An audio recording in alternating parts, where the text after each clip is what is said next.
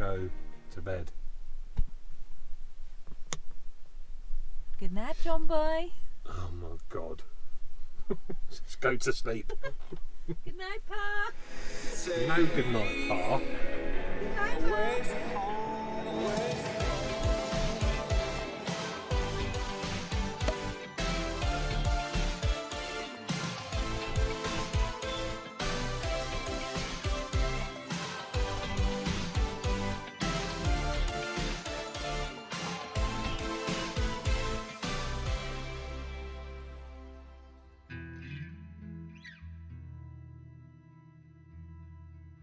Well, good morning from another peaceful, quiet camping spot. This one I'll show you on the map now. It's say part of that forestry commission, an old forestry commission road, goes down deep into the woods down there. Fantastic night's sleep, I must say. It's now about 9 in the morning and I've only been up about half an hour. So this is going to be our last day in Scotland. It'll still be a full day, and what I've got planned today is I want to go to a red deer area, and that should conclude our time in Scotland.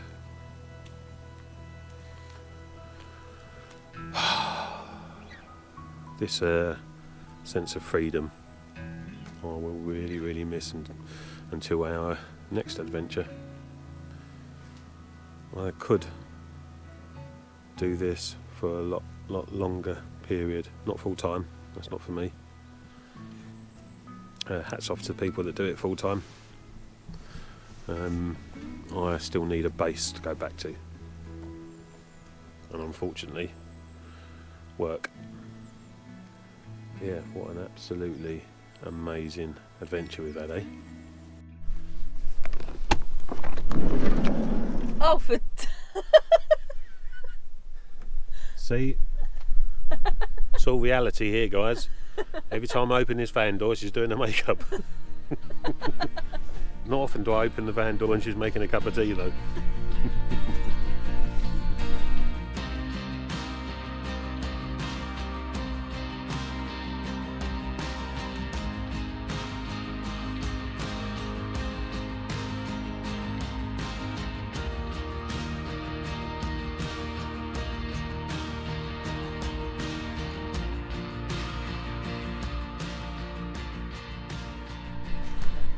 So, we've just come to burn some calories before the shop opens. To burn some calories. And we're in a woodland. Well, it was woodland until I chopped all the bloody trees down. We are on a woodland walk. Oh, it's a reserve, nature reserve. And here, normally, you would be able to spot some red deer. Obviously, the stags are all on the pool at the minute, so we might not see any, as it is rutting season. We thought we'd come for a walk. It's also a red squirrel protected area. That gets us out and about, doesn't it? It's a little bit of a walk. Walk amongst nature. So this stone here is where Robert the Bruce rested in 1307 between defeating battles. So he defeated the English who had encamped here, had a rest, and then went on to another battle. And the battle site was slightly downhill from here, and it's where the loft now is. So this is Robert the Bruce's resting stone. Right, the trail seems to end here, but we see a route through the gorse.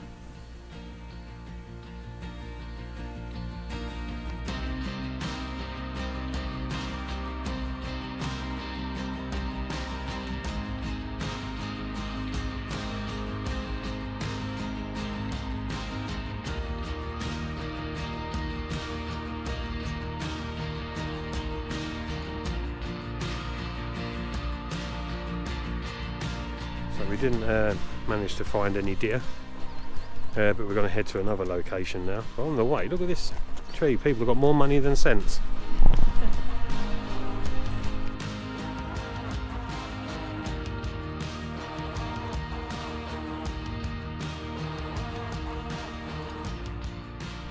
There's no pound coins in there though, or I'll be getting my penknife out.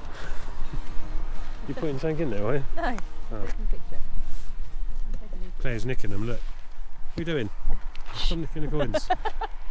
Find a coin. I haven't really got a coin, but what I do have is a trolley token. Yep, my bad.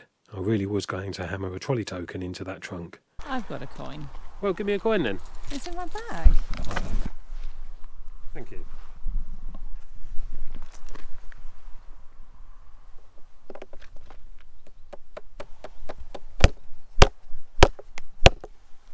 Boom. Done.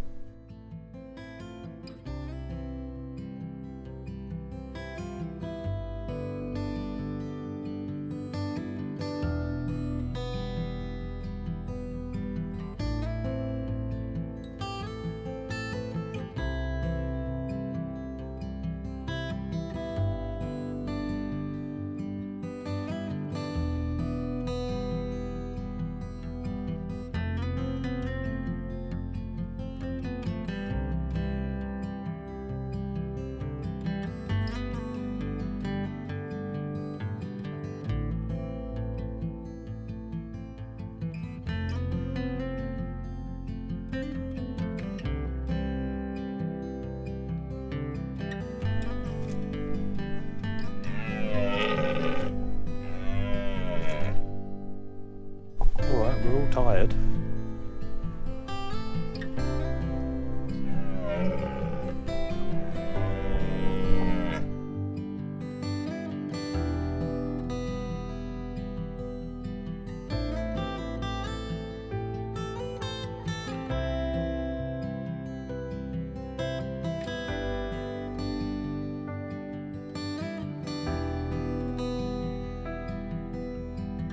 Definitely worth a visit.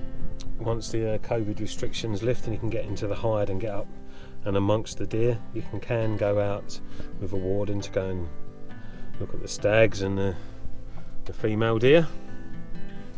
But, yeah, pretty cool, wasn't it? It was lovely, and they had a couple of calves there as well, didn't they? Yep. Were they calves? Baby deer? Baby deer, Bambis. Bambies. Bambinos.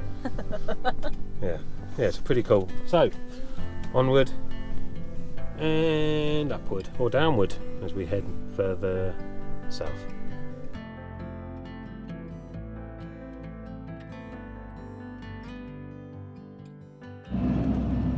So we decided to come into Dumfries for a bit of a wander round to see what the place is like, and a bit of background information for anybody that's interested. This is the home of Peter Pan. J.M. Barrie was studying here, and whilst he was here as a child he would visit one of the houses, and that's what inspired Peter Pan. So J.M. Barrie would play at Mowbray House while studying at the academy here in Dumfries, and they've now turned Mowbray House into a children's storytelling centre. We missed the final call, the writings on the wall. We fell and now we walk in the ruins of our love.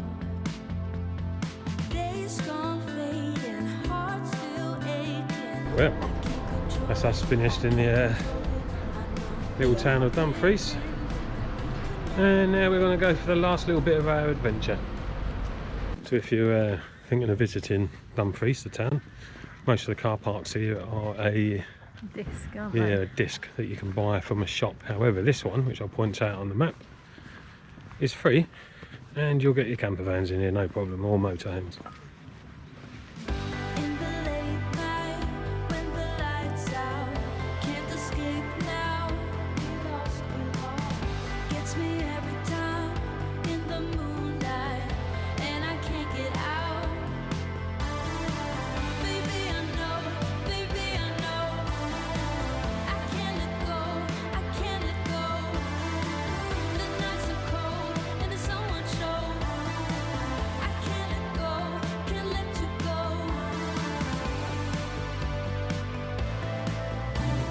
So, that over there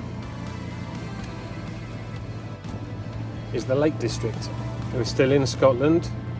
We're in between Dumfries and Gretna Green, and we're going to try and find a campsite for our last night and to finish off this amazing adventure.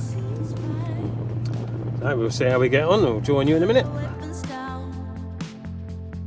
Days gone fading, hearts still. Well, good evening. Hello. We're reporting To you. from our last location on this amazing adventure that we've had. We're currently parked up on a farm that Gary allowed us to use. That's Yeah. as much as we know. And we are still in Scotland, but we now have a view of the Lake District. We would both like to sincerely thank you all for your continued support during this horrible pandemic we're all having, and it's obviously affected people in different ways. We hope you are all safe and sound and continue to be, because this thing isn't going away for the immediate future, that's for sure. I hope you enjoyed the adventure. It's been quite cool. It has, yeah. Didn't just end up being the NC500. In the end, it ended up being the North Coast 500 plus an additional 1,000 miles. So that's what we've done over this trip so far. We've still got to get back to sunny Suffolk, but it's been a wonderful trip. Now, we did start off with full intentions of just doing NC500, but we found really quick, and we don't want to take it away from you guys. If that's what you want to do, please go and do it. It's absolutely spectacular scenery and a lovely drive. Yeah, it's definitely, it's a drive rather than a wild camping experience is the NC500. I think so, yeah. There's not many places where you can actually turn off, are there? So Right. you can't get out into the wild like we like. It was fantastic. It was a fantastic trip. NC500 is magnificent, but we need to stop leaving litter, otherwise they're just going to shut it down. Park for Night as well, the app, which again I think is fantastic. It's helped us out in the past. We refrain from using it now as much as possible.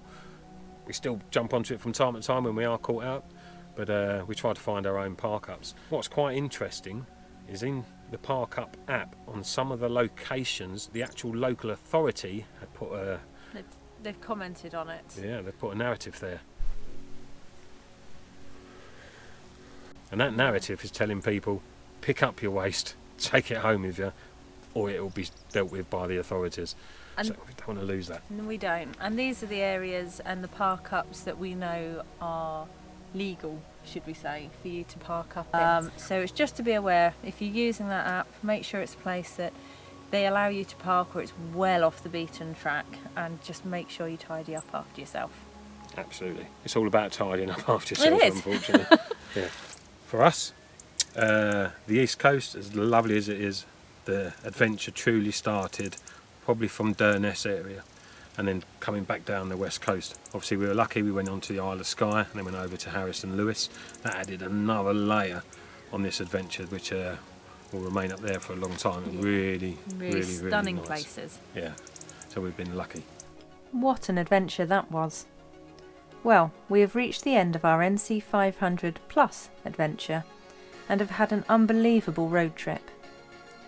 Although we have reminded our supporters throughout this series to ensure waste and litter is disposed of appropriately, we are aware that what we found was not just from camper vans. Those in cars or on bikes and possibly even on foot all have a responsibility to protect and preserve this beautiful part of the British Isles. Also, we may have just been unfortunate with our parking choices. So what we are trying to say is don't let it put you off having your own adventure on the NC500. We chose to follow the route anti-clockwise. For us, this proved to be the right choice. The drive along the east coast was like the start of a roller coaster ride, gentle and relaxing with that hint of anticipation and expectation.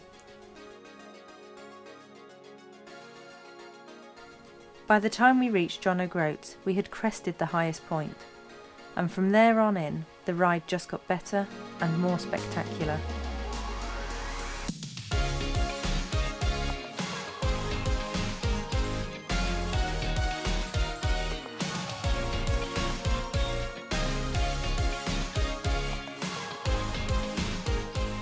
From deers joining us for breakfast to the mountains and lighthouses perched on their rocky and remote outcrops, the north and west coast was truly amazing.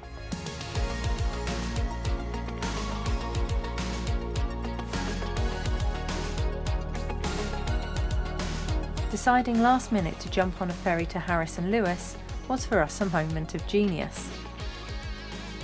A photographer's paradise? Yep.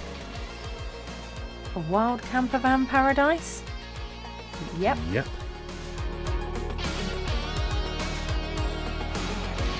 In our top 10 of places visited ever? Yes. Yes. The spectacular scenery, accompanied by the warm welcome we received from the people we met along the way, made for an unforgettable adventure. There is so much to see and do, and we've barely scratched the surface.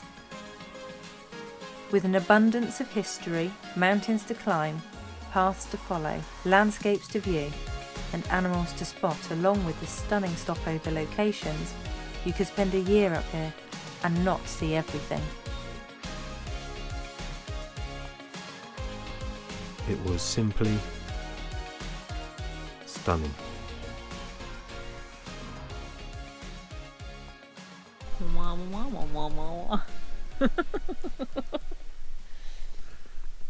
It's just like when I'm watching a film. God, it's just come alive. Oh my God. Ta-da! And off.